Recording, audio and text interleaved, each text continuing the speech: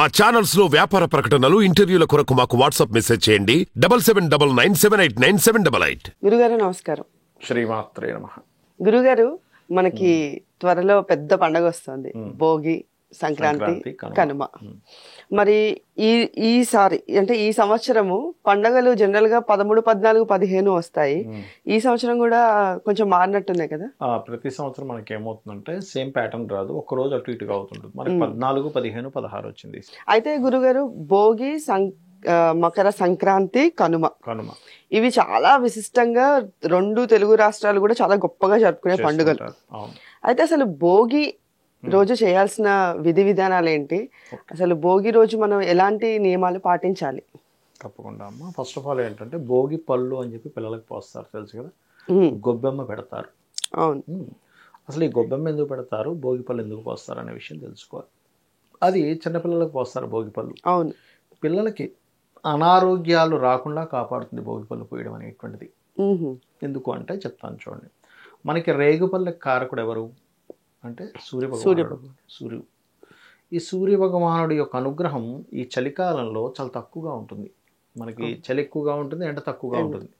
ఎప్పుడైనా ఏదైనా రోగం రావడానికి కారణం ఏమిటి అంటే సూర్యుడి యొక్క తీవ్రత తక్కువగా ఉన్నప్పుడే రోగాలు ఎక్కువగా ఉంటాయి. మీరు చూడండి, కావాలంటే హాస్పిటల్స్లో కూడా చలికాలమే ఎక్కువ కేసెస్ ఉంటాయి. మనకి నరాలు ముడుచుకుపోవడం కానీ ఇవన్నీ కూడా. మనకి శాస్త్రాల్లో మన కంటికి కనబడేటువంటి శక్తి కాకుండా అంతర్గతంగా ఒక శక్తి దాగి ఉంటుంది పదార్థాల రూపంలోని. మీరు ఎందుకంటే మీరు గమనించినట్లయితే ఇది ఇలా దాగుంటుంది అంటారు. మనకి ఎట్లా తెలుస్తుంది అంటే మనకి నవగ్రహాలు ఉంటాయి కదా. నవగ్రహాల్లో ఏదైనా గ్రహం బాగుందనుకోండి, ఆ గ్రహ రూపేనే మీకు ఫలితం వస్తుంది. ఇది ఒక మంచి జరగడం కానీ ఒక ఇబ్బంది జరగడం కానీ. ఇప్పుడంటే కొంచెం జ్యోతిష్యము, వైద్యం వేరువేరైంది. కానీ ఒకప్పుడు జ్యోతిర్వైద్యం అని ఉండేది. మీ జాతకం తీసుకొని మీ పంచమాధిపతి ఎవరు, మీకు రోగాన్ని ఇచ్చిన కారకుడు ఎవరు, మీకు ఏ నక్షత్రంలో రోగం వచ్చింది, దానికి ఏ నక్షత్రంలో మరలా మందేస్తే తగ్గుతుంది అనేది ఒక విధానం ఉండేది. ఆ విధానాల్లో ఈ మనకి ఈ ఒక్కొక్క పదార్థానికి ఒక్కొక్క కాయ, పండు, చెట్టు ఇవన్నీ ఉంటాయి. ఆ రకంగా చూసుకుంటే ఈ రేగిపండికి రవి కారకుడు. ఈ రవి కారకుడు అయినటువంటి రవి భగవానుడు ఈ కర్మకారక స్థానాలైనటువంటి మకర రాశిలోకి ఎంటర్ అవుతూ ఉంటాడు. ఈ టైంలో ఎంటర్ అయ్యే ముందు భోగి ఇప్పుడు సంక్రాంతికి ముందు రోజు జరుపుకుంటాం. అంటే అందులోకి ఎంటర్ అయ్యేటప్పుడు వీడి యొక్క కర్మ ఈ భోగి పళ్ళు పోయడం ద్వారా సూర్య అనుగ్రహం కలుగుతుంది. ఈ పిల్లవాడికి సూర్యుడు అనుగ్రహం కలిగితే ఏంటి, ఎవరి జన్మ జాత చక్రం అయినా సూర్యుడు బాలేడు అనుకోండి, అనారోగ్య సమస్యలు వస్తుంటాయి. సూర్యుడు బాగున్నాడు అనుకోండి, ఎటువంటి అనారోగ్య సమస్య వచ్చినా అధిగమిస్తాడు. అదేవిధంగా మీరు గమనించినట్లయితే సూర్య ఉపాసన చేయండి, సూర్య నమస్కారాలు చేయండి అని చెప్తూ ఉంటాం ఆరోగ్యం కోసం. అందుకే మన సనాతన ధర్మంలో కూడా సండేస్ నాన్ వెజిటేరియన్ తినకూడదు, డ్రింక్ చేయకూడదు, తలకి నూనె పెట్టుకోకూడదు, అదేవిధంగా స్త్రీతో కలవకూడదు అని చెప్తూ ఉంటారు. శ్రీతైల మధుమాంసాన్ని త్వజత అనేటువంటిది. కాబట్టి ఏమిటి, పిల్లలకి ఆయుష్ పెరగడానికి, అదేవిధంగా అనారోగ్య సమస్యలు రాకుండా ఉండడానికి, ఎటువంటి దిష్టి పీడ తగలకుండా ఉండడానికి ఆదిత్య హృదయం చదువుతూ లేకపోతే సూర్యభగవాన్ తలుచుకుంటూ భోగి పళ్ళు పోస్తారు. ఇది ముఖ్యంగా భోగి పళ్ళు పోయడానికి ముఖ్యమైనటువంటి కారణం. దీనికి 5 సంవత్సరాలు 10 సంవత్సరాలు ఉంటుందా గురుగారు? 5 సంవత్సరాలు పోస్తారు. కొన్ని ప్రాంతాల్లో కొంచెం పెద్ద ఏజ్ వాళ్ళకు కూడా పోస్తారు, బట్ చిన్నపిల్లలు పోస్తారు ఇది. ఇక గొబ్బెమ్మ ఎందుకు పెడతారు అని చూసుకున్నట్లయితే గొబ్బెమ్మ పెట్టడానికి 2 కారణాలు. ఒకటేమో ఈ భోగి పండగ రోజే గోవర్ధన గిరిని ఆ యొక్క శ్రీకృష్ణ పరమాత్మ ఎత్తాడు భోగి రోజు.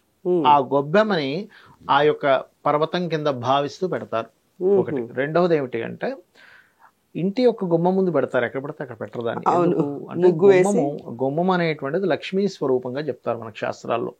అందుకే మనకి రామాయణంలో కూడా ఏమిటంటే రామాయణంలో ఘట్టంలో చెప్తాడు గుమ్మం లక్ష్మీ స్వరూపని. ఎక్కడ అంటే వీళ్ళు అరణ్యంలో ఉన్నప్పుడు శూర్పణకు వచ్చి గుమ్మం మీద ఇలా నిలబడుతుంది చేతులు పెట్టుకొని. నిలబడినప్పుడు రామచంద్రమూర్తి అంచనా వేస్తాడు, ఈమె ఎవరు అసలు, అడవిలో ఉంది, ఈమె డ్రెస్సింగ్ స్టైల్ అంతా చూస్తే అప్పుడే బ్యూటీ పార్లర్కి వెళ్ళి వచ్చినట్టుగా ఉంది పరిస్థితి, మేకప్ చేసుకున్నట్టుగా. అంటే ముని పత్నులు ఎవరు, మునికి సంబంధించిన పరిచాకులు ఎవరు ఇలా ఉండరు. కాబట్టి మునికి సంబంధించిన వాళ్ళు ఎవరు కాదు, ఋషి సంబంధించిన వాళ్ళు ఎవరు కాదు వీళ్ళు. మరి దేవతల అంటే అది లక్ష్మీ స్వరూపం కాబట్టి దేవతలు ఎవరు కూడా గుమ్మం మీద నిలబడరు. కాబట్టి దేవత కన్య కాదు, మనుష్య కన్య ఇలా నిలబడదు. లజ్జు ఉంటుంది, ఎంతో కొంత బిడియం ఉంటుంది. ఇలా నిలబడిందంటే ఇది రాక్ష కన్యే. దేవతల మీద ఆధిపత్యం ఎప్పుడు కూడా రాక్షసులు చేద్దాం అనుకుంటారు కాబట్టి రాక్షస కన్య అని చెప్పి డిసైడ్ చేస్తాం. అందులో చెప్తాడు చాలా స్పష్టంగా, ఇది గుమ్మం ఏదైతే ఉందో, ద్వారం ఏదైతే ఉందో లక్ష్మీప్రదము అని. అందుకే ఆ లక్ష్మీప్రదమైనటువంటి ద్వారాన్ని మనం సరైన పదంలో పెడతాం. ఎందుకు? ద్వారం గనక బాగుందంటే మీకు లక్ష్మి అంటే మీకు గుర్తింపు కావచ్చు.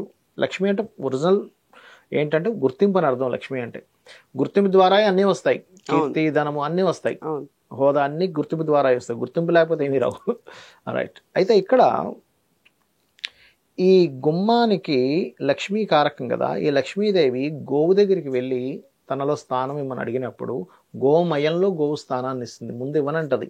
నువ్వు చంచలంగా ఉన్నావు, నువ్వు ఎక్కడ పడితే అక్కడ వెళ్తావు, నువ్వు దుర్మార్గుడి దగ్గర ఉంటావు, మంచివాడి దగ్గర ఉంటావు, నీకు ఒక ఇది లేదంటే లేదమ్మా, నా నియమం అది. దుర్మార్గుడి దగ్గర ఉన్నానంటే వాడు పూర్వజన్మలో చేసిన పుణ్యం బట్టి ఉంటా, వాడు పుణ్యం అయిపోగానే వెళ్ళిపోతా. ఇంకోటి ఏంటి, నేను చంచలంగానే ఉండాలి. ఒకే దగ్గర ఉండిపోతే రొటేషన్ ఎక్కడ జరుగుతుంది? అయిపోద్దిగా రొటేషను.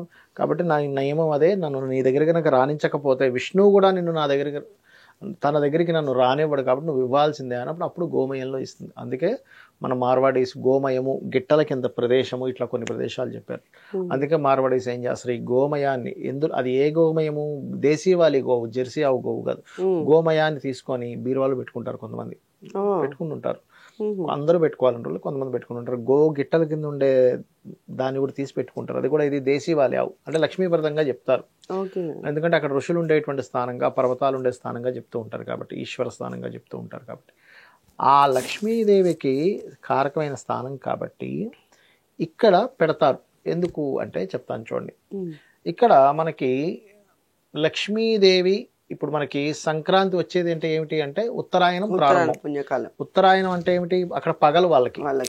దక్షిణాయనం అంటే రాత్రి. అంటే మనం ఆ దేవతా సంబంధించినటువంటి పగలు కాబట్టి లక్ష్మీదేవిని ఆహ్వానిస్తున్నట్టు. ఎందుకంటే గోమయం ఉంది, లక్ష్మీదేవి వచ్చేస్తుంది ఆటోమేటిక్గా. గోమయంలో ఉంది కాబట్టి వస్తుంది. కాబట్టి నువ్వు చక్కగా అలంకరించుకుని ఇంట్లో ఉంటే వచ్చిన లక్ష్మీదేవి ఆ ఇంట్లోకి ఎంటర్ అవ్వాలని ఫీల్ అవుతుందని ఆ రోజు అట్లా పెడతారు. సో విశిష్టంగా భోగి పళ్ళు పోయడం పిల్లలకి, అండ్ ఇంటి ముందు గొబ్బెమ్మలు పెట్టడం అనేటువంటిది మనకి సాంప్రదాయబద్ధంగా ఆనవాయితీ. దీనిలో ఇంత లక్ష్మీ సంబంధించినటువంటిది, ఆరోగ్య సంబంధించినటువంటిది ఈ సూత్రం దాగుంది ఇందులో. ధన్యవాదాలు. శ్రీమాత్రే నమః.